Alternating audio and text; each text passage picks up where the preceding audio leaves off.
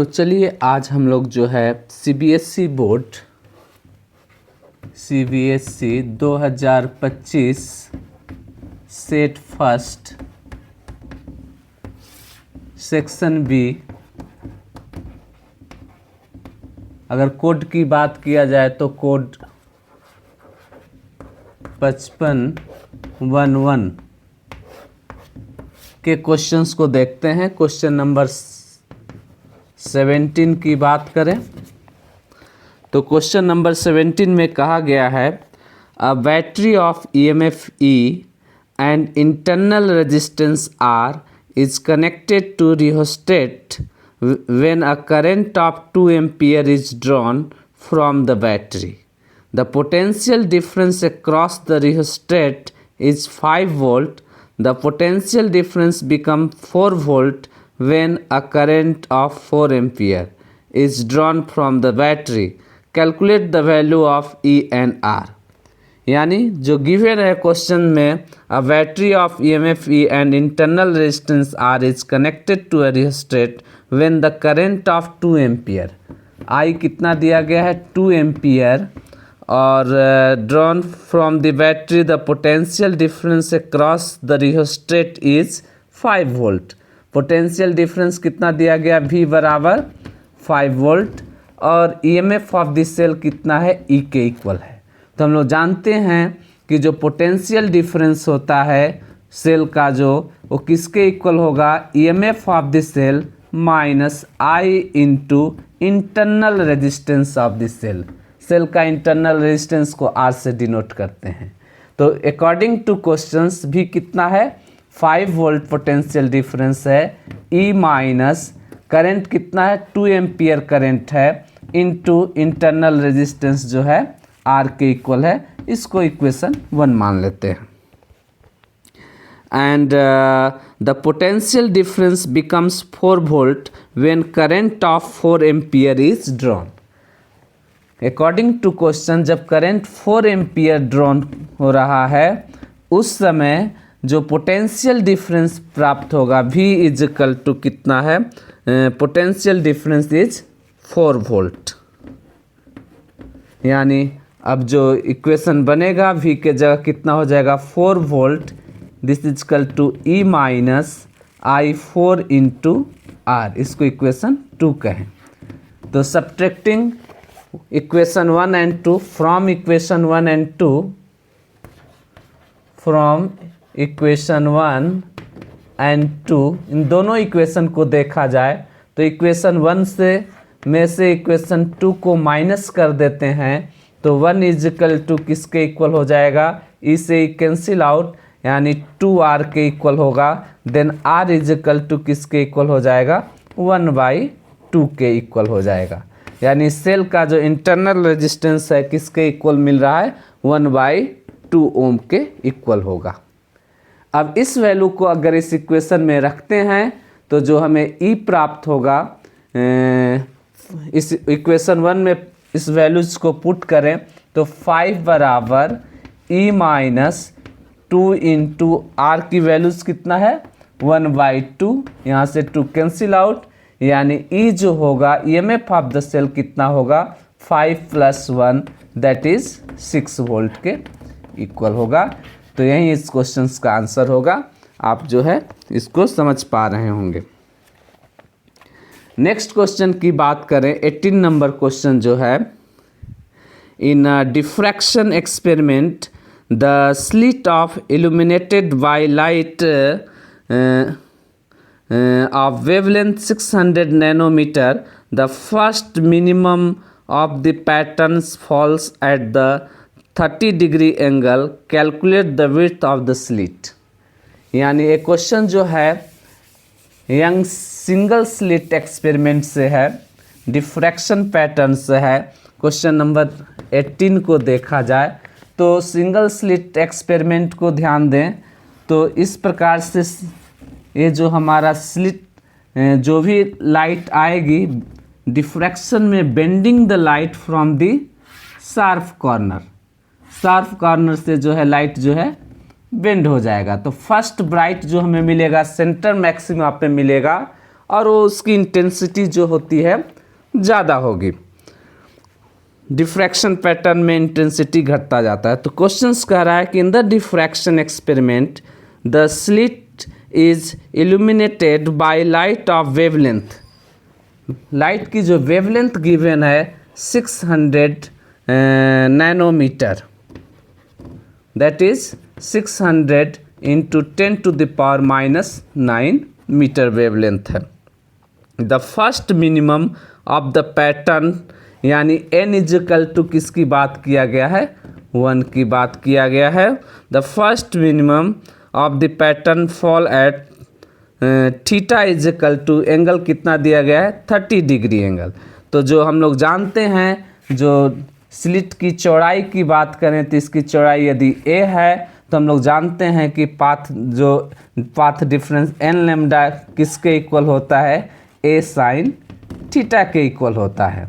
और चूंकि n की वैल्यू 1 है, यानी लैम्डा इजिकल टू किसके इक्वल होगा, a साइन थीटा के इक्वल होगा। तो यहाँ से यदि देखें तो जो स्लिट की चौड़ाई की बात करें तो a बराबर a is equal to lambda divided by sine theta, और लेमडा की वैल्यूज़ गिवन है 600 into 10⁻⁹ divided by sine theta, theta is equal to 30 degree है, यानी sine 30 degree, this is equal to 600 into 10⁻⁹ divided by 1/2, and this is equal to 1.2 into 10⁻, यहाँ से हो जाएगा 3 और -9 ये होकर आपको -6 मीटर, दैट इज़ 1.2 माइक्रोमीटर के जो है इक्वल होगा। तो इस प्रकार से जो ये स्लिट की जो चौड़ाई है वो कितनी है, 1.2 माइक्रोमीटर के इक्वल है। तो आई होप कि आप जो इस क्वेश्चन को समझ पा रहे हैं। लेमडा गिवन था और ए स्लिट की चौड़ाई पूछा जा रहा था, एंगल गिवन था, और जो है n की वैल्यू 1 के इक्वल अकॉर्डिंग टू क्वेश्चंस जो है। नेक्स्ट क्वेश्चन, इस 18 नंबर क्वेश्चंस में और में भी क्वेश्चन है, उस क्वेश्चन को देखते हैं। 18 नंबर क्वेश्चंस का जो है और क्वेश्चंस जो है, सेकंड क्वेश्चन जो है इसका, इसमें क्या कह रहा है, in Young's double slit experiment. Double slit experiment जो है इंटरफेरेंस फिनोमिना की बात करता है। तो in Young's double slit experiment 2 light waves each of the intensity I0 interfere at a point having a path difference λ/8 on the screen. Find the intensity at this point. तो Young's double slit experiment की बात किया जा रहा है, और according two questions जो है 2 light waves each of intensity I0। जो लाइट वेव जो है हमारा 2 लाइट वेव है, दोनों की इंटेंसिटी कितनी है, I0 के इक्वल है। और चूंकि ये इंटरफेरेंस होगा, यानी दोनों लाइट जो है एक दूसरे से सुपर इम्पोज करेंगे, मिक्स होंगे, तो इनकी अगर सुपर इम्पोज करेंगे तो इस लाइट वेव की अगर एम्पलीट्यूड की बात करें तो एम्पलीट्यूड का स्क्वायर जो होगा AR square is equal to, मान लेते हैं कि इसकी एम्पलीट्यूड A1 है और इसकी एम्पलीट्यूड को A2 कह रहे हैं, और इसकी इंटेंसिटी को I1 कहते हैं और इसकी इंटेंसिटी को I2 बोल रहे हैं। तो AR square is equal to A1 का स्क्वायर प्लस A2 का square plus twice of A1 A2 cos theta. ये रिजल्टेंट इंटेंसिटी जो है, दोनों जो है लाइट सोर्स का जो है रिजल्टेंट सुपर इम्पोज होने के बाद ये जो है हमें एम्पलीट्यूड, रिजल्टेंट एम्पलीट्यूड प्राप्त हो रहा है। अगर इसको इंटेंसिटी के टर्म्स में लिखा जाए तो हम लोग जानते हैं कि इंटेंसिटी जो होता है लाइट के एम्पलीट्यूड के स्क्वायर के इक्वल होता है, यानी रिजल्टेंट जो है हमें रिजल्टेंट इंटेंसिटी जो होगा IR is equal to I1 का square, I1 plus I2 plus twice of under root I1 I2 cos theta के इक्वल होगा, या थीटा कहें या फाई कहते हैं, तो चलिए कॉस फाई के इक्वल होगा। अब देखिए यहाँ से देखें, चूंकि I इजिकल टू होता है किसके इक्वल होगा, एम्पलीट्यूड के स्क्वायर के इक्वल होता है। तो अकॉर्डिंग टू क्वेश्चन I1 और I2 किसके इक्वल है, I0 के इक्वल है, तो देन यहाँ पे हो जाएगा I0 plus twice of under root I0 into I0 cos phi. और जब इसको हम लोग सॉल्व करते हैं तो इसमें से देखिए ये I0 और I0 मिलकर 2I0 प्लस यहाँ से भी हमें प्राप्त हो रहा है 2I0 कॉस फाई। कॉमन निकाल लेते हैं, देन हमें जो रिजल्टेंट इंटेंसिटी प्राप्त होगा सुपर इम्पोज होने के बाद I R is equal to twice of I0 1 plus cos phi. ये जो है इन दोनों लाइट का जो है रिजल्टेंट इंटेंसिटी हमें मिलेगा। आगे क्वेश्चंस कह रहा है each intensity I0 interference at a point having a path difference λ/8 on the screen, find the intensity at this point. जहाँ पे दोनों इम्पोज हो रहे हैं यानी रिजल्टेंट इंटेंसिटी को ही निकालने के लिए पूछा गया है, लेकिन पाथ डिफरेंस गिवन है, यानी अगर देखा जाए तो गिवन है पाथ डिफरेंस डेल्टा x बराबर λ/8 के इक्वल है।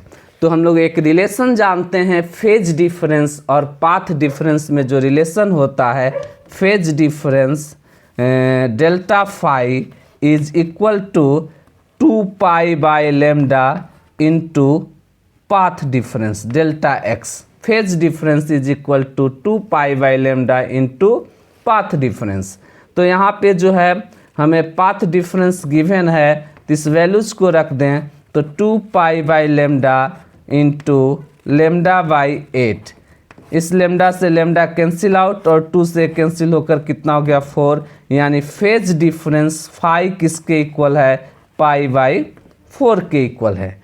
इस फाई की वैल्यू को इस इक्वेशन में रख देते हैं, देन हमें रिजल्टेंट इंटेंसिटी IR जो प्राप्त होगा this is equal to twice of I0 1 plus cos π/4 and cos π/4 is equal to 1/√2, यानी this is equal to 2I0 1 plus 1/√2। यदि √2 से ऊपर नीचे मल्टीप्लाई कर देते हैं तो जो हमें रिजल्टेंट इंटेंसिटी प्राप्त होगा IR is equal to twice of I0 1 plus √2 से ऊपर और √2 से नीचे मल्टीप्लाई कर दिए तो √2 डिवाइडेड बाई 2। अब हम लोग चाहें तो इसको सिंप्लीफाई कर सकते हैं, एलसीएम ले लेंगे तो ये 2 होगा, 2 प्लस √2, यहाँ से 2 कैंसिल आउट हो जाएगा, यानी IR इज इक्वल टू जो है I0 इंटू यहाँ से हमें 2 प्लस √2, 2 एलसीएम हुआ, 2 से 2 कैंसिल आउट हो जाएगा, तो IR is equal to I0 2 plus √2 के इक्वल होगा। तो आई होप कि इस क्वेश्चन को भी आप जो है समझ पा रहे होंगे कि किस प्रकार से हम लोग रिजल्टेंट इंटेंसिटी को कैलकुलेट करते हैं। अगले क्वेश्चन की बात करें तो क्वेश्चन नंबर 19 जो है इसको देखते हैं।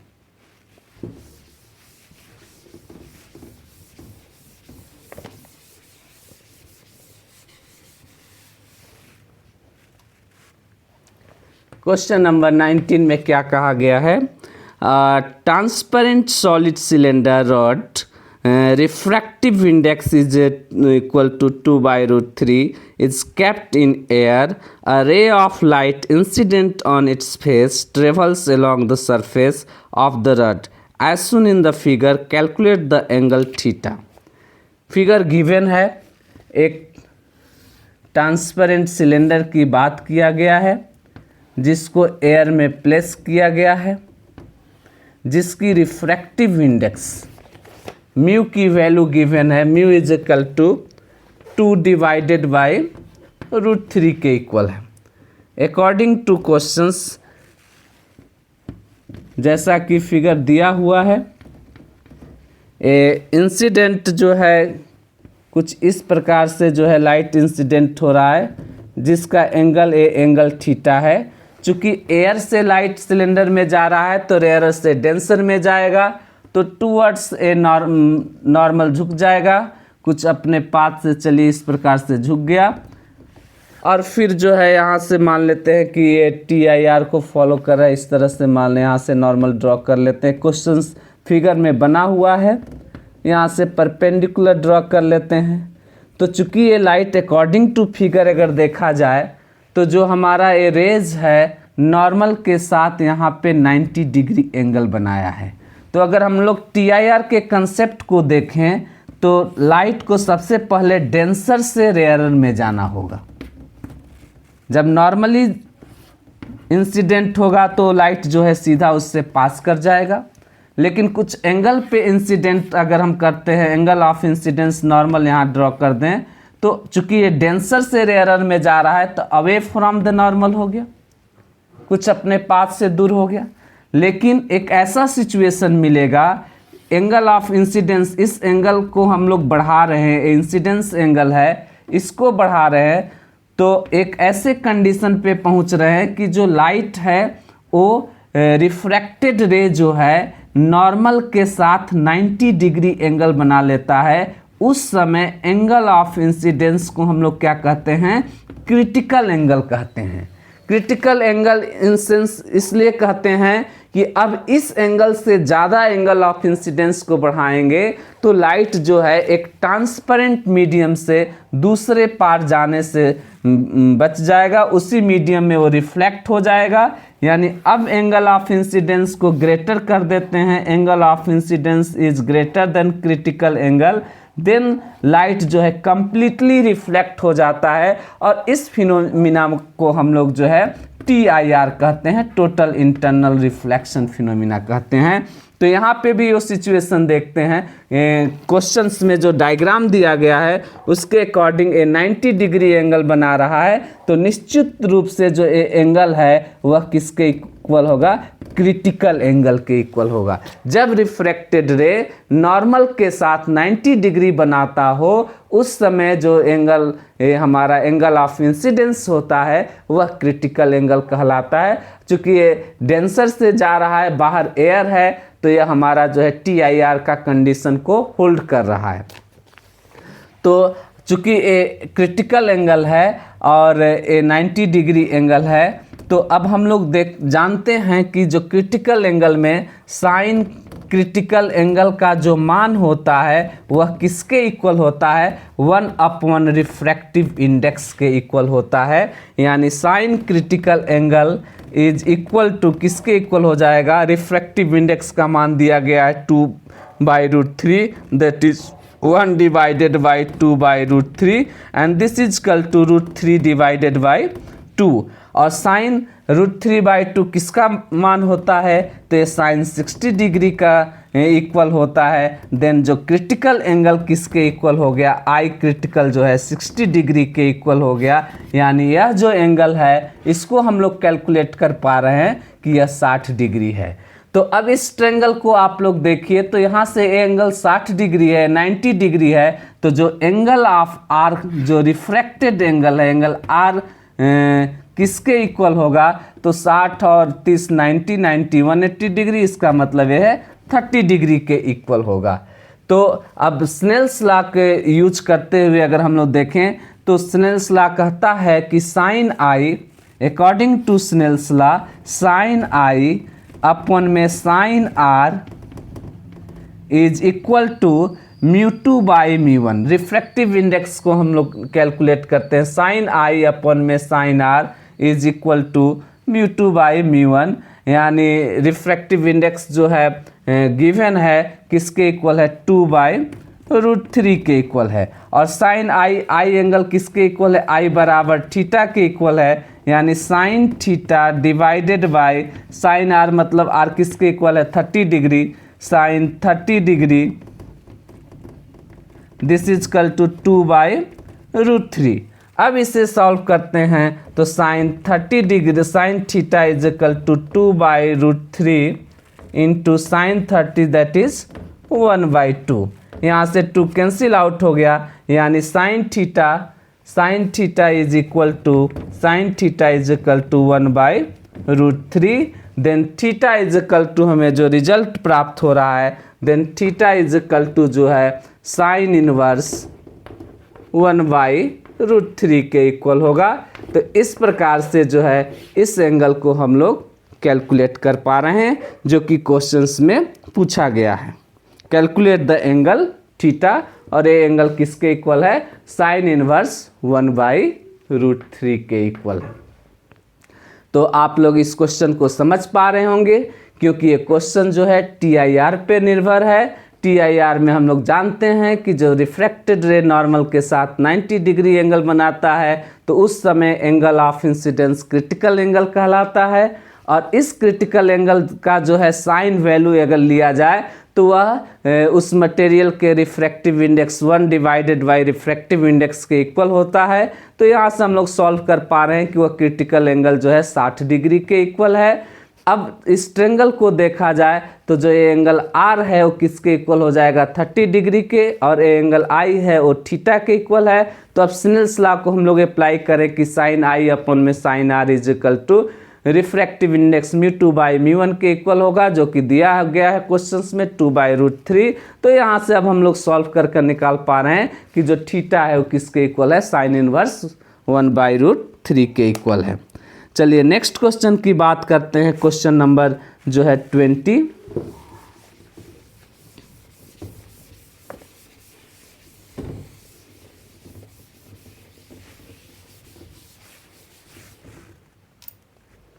क्वेश्चन नंबर 20 को देखें। 20 क्वेश्चन नंबर में कहा गया है, prove that in a Bohr model of hydrogen atom the time period of revolution of an electron in nth orbit is proportional to n³।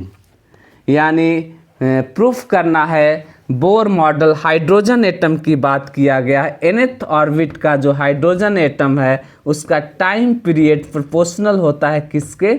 n³ के प्रोपोर्शनल होता है। इसे प्रूफ करना है।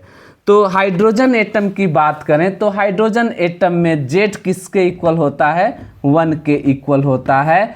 तो हम लोग जो है कंसेप्ट वाइज देखें तो इलेक्ट्रॉन चूंकि ऑर्बिट में रिवॉल्व कर रहा है, यानी उस इलेक्ट्रॉन का जो सेंट्रीपिटल फोर्स होगा वो किसके इक्वल होगा? mv² डिवाइडेड बाई r के इक्वल होगा। और यही फोर्स किसके इक्वल होगा?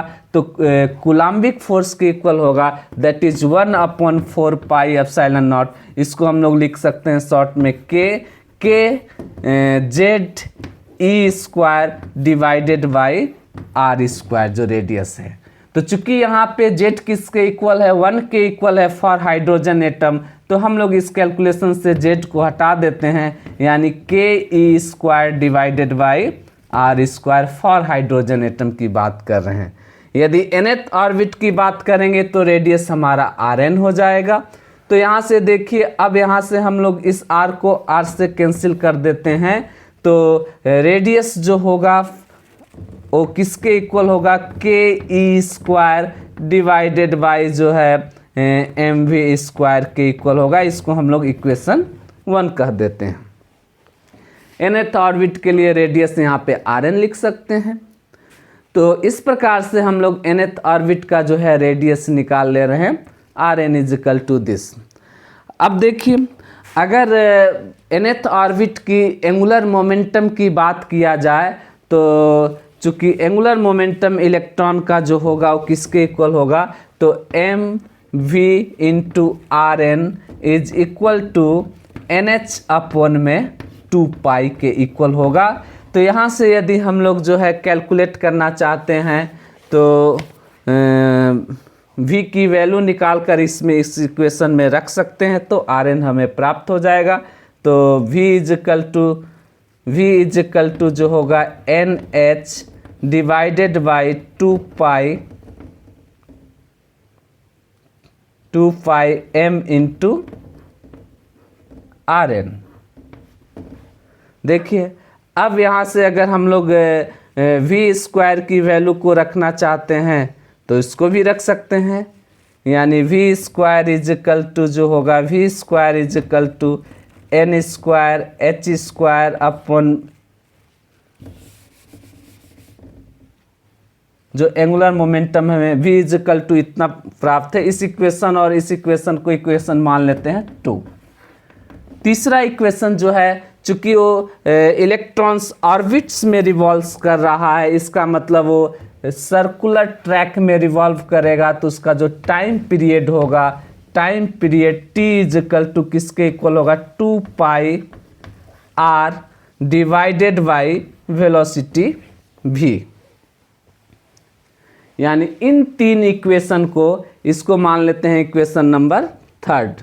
इन तीनों इक्वेशन को अब सॉल्व कर कर हम लोग जो है पुट कर कर इस वैल्यूज़ को ला सकते हैं। सेट करना होगा, आर की वैल्यूज़ को यहाँ पे लाकर यहाँ पे पुट कर देते हैं। वी इस इक्वेशन से जो है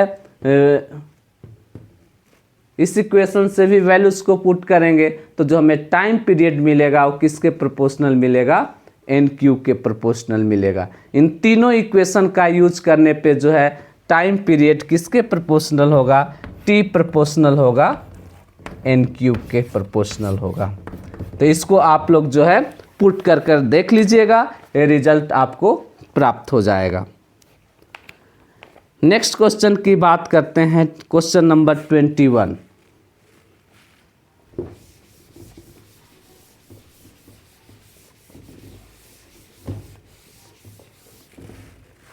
क्वेश्चन नंबर 21 की बात करें तो P type semiconductor is made up by a doping an average of 1 dopant atom पर 5 into 10 to the power 7 silicon atoms.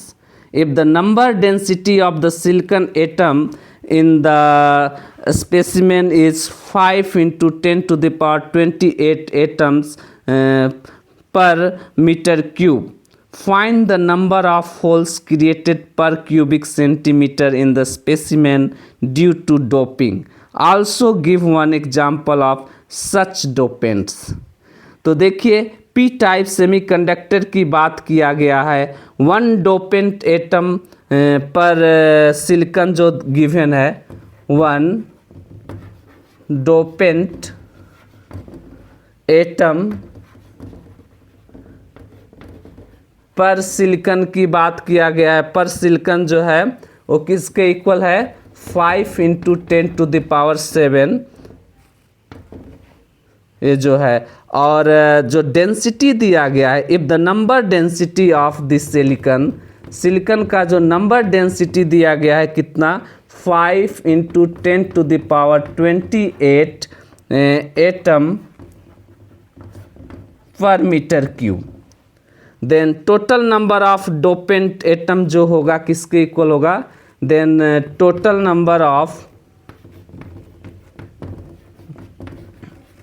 Dopant atom जो है दिस इज इक्वल टू किसके इक्वल हो जाएगा, तो टोटल हमारा जो डेंसिटी है वो सिलिकॉन का कितना है, 5 into 10 to the power 28 और 1 डोपेंट एटम किसके इक्वल है, 5 into 10 to the power 7, यानी टोटल नंबर ऑफ डोपेंट हमें कितना मिल गया, this is equal to 10 to the power 21 and this is जो है मीटर में हमें प्राप्त होगा। यहाँ पे जो है यूनिट है एटम पर मीटर क्यूब, और यहाँ पे भी जो है आपको एटम है तो एटम से एटम कैंसिल आउट हो गया, यानी मीटर टू द पावर -3 है। 10 to the power -21 मीटर ये नंबर था, ये नंबर है, तो यानी यहाँ से हमें 10 to the power 21 atom per metre cube. And जो है पूछा गया है कि find the number of holes created per cubic centimetre in the specimen, यानी पर क्यूबिक सेंटीमीटर की बात किया जाए तो ये तो हम लोग निकाले हैं मीटर टू द पावर -3 में। अब इसको यदि सेंटीमीटर में बदला जाए तो सेंटीमीटर क्यूब कहने का मतलब हुआ कि 10 to the power -21 into 10 to the power जो है आपको माइनस था यहाँ पे तो -6 centimetre cube and this is equal to 10 to the power 15 centimetre cube minus cube जो है ये जो है सेंटीमीटर क्यूब में जो है आपका आंसर होगा। Also give one example of such dopant, यानी पी टाइप सेमीकंडक्टर में जो डोपेंट होगा वो आपका एल्युमिनियम थर्ड ट्राइवेलेंट एलिमेंट्स होगा, एल्युमिनियम हो सकता है। तो आई होप कि इस क्वेश्चन को भी आप समझ पा रहे हैं। तो इस प्रकार से इस सेट का जो है सेक्शन बी का जो क्वेश्चंस है 17 से लेके 21 इसको आप समझ पाए होंगे। Thank you.